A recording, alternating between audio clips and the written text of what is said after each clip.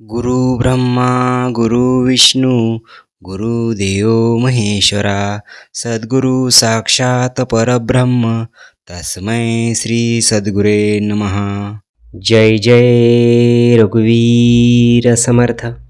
श्रीमत दासबोध दशक 16वा तत्वान्वयाचा समास पहिला वाल्मिक स्तवन निरूपण नाम। श्रीराम समर्थ।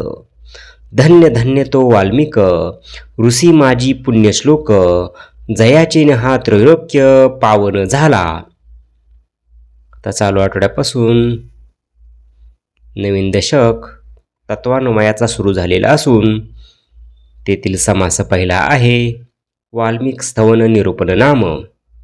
या समासात समर्थ रामदास स्वामींनी आदिकवी वाल्मिकीचे अनन्यसाधारण मोठेपण आणि रामायण रचनेमुळे जगावर झालेले उपकार याचे वर्णन केले आहे। श्री समर्थ म्हणतात की तो वाल्मिक ऋषी खरोखरच धन्य आहे, जो सर्व ऋषीमध्ये अत्यंत पुण्यवान आणि पवित्र कीर्तीचा आहे। त्याच्यामुळेच हे तिन्ही लोक पवित्र झाले।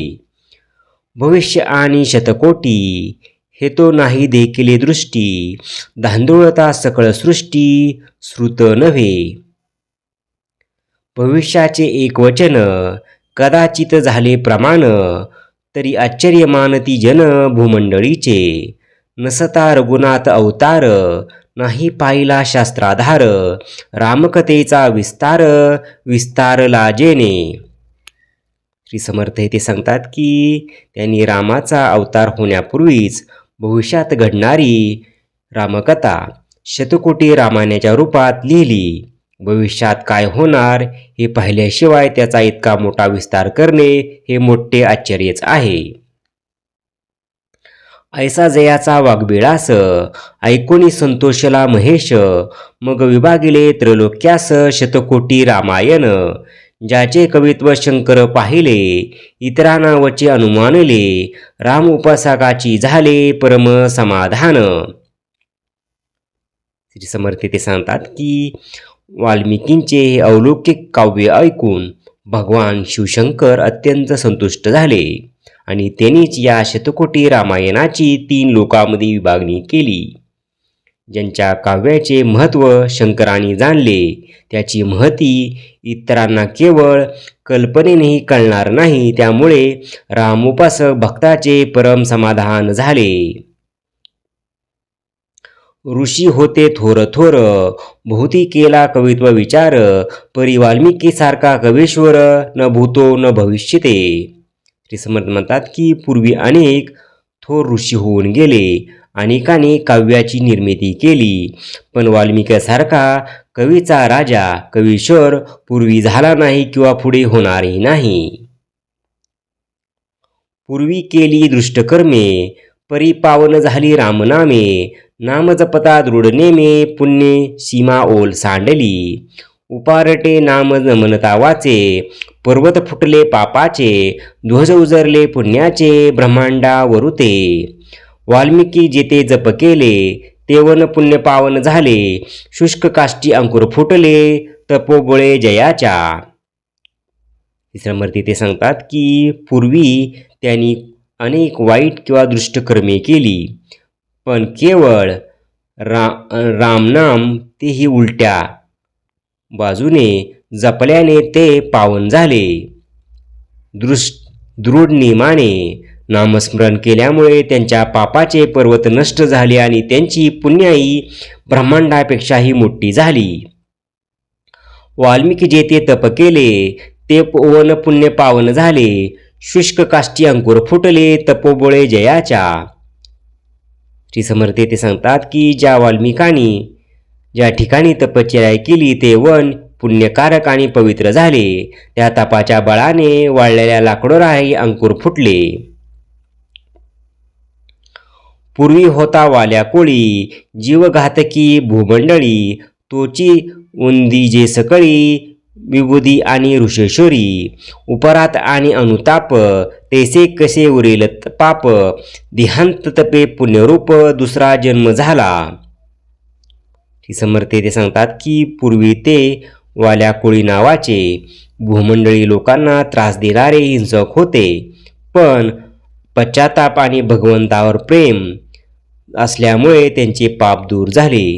तीव्र पश्चातापयुक्त तपाने त्यांचा देह शुद्ध होऊन त्यांना दुसऱ्या पुण्याचा जन्मच मिळाला.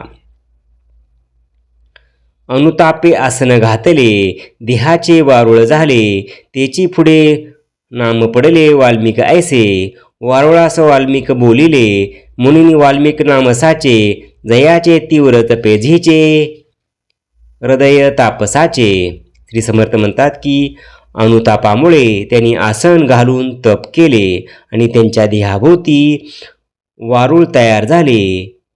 वारुळाला संस्कृतात वाल्मिक म्हणतात, म्हणून त्यांना वाल्मिक हे नाव योग्य ठरले. त्यांच्या तीव्र तपाने इतर तापसी लोकांचे हृदयही प्रभावित होते.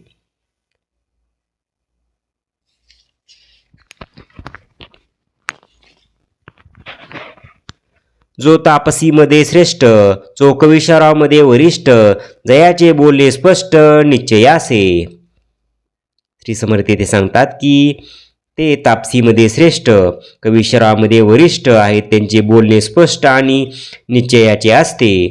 ते निष्ठावान भक्ताचे भूषण आहेत आणि त्यांची धारणाशक्ती साधकांना दृढता देणारी आहे. आणि धन्य वाल्मिक ऋषीश्वर, समर्थांचा कवेश्वर, तयाशी माझा नमस्कार साष्टांग भावे. वाल्मिक ऋषी बोलिला नसता, तया आम्हासी कैसी रामकथा, म्हणून या समर्था काय म्हणून वर्णावे. श्री समर्थ ते सांगतात की समर्थ अशा वाल्मिक ऋषीश्वराला पूर्ण नम्रतेने आमचा नमस्कार. रघुनाथ कीर्ती प्रगट केली, तेने तयाची महिमा वाढली, भक्तमंडळी सुखी झाली श्रवण मात्रे. आपुला काळ सार्थक केला, रघुनाथ कीर्तीमध्ये बुडाला, भूमंडळीमध्ये उधारला बहुत लोक.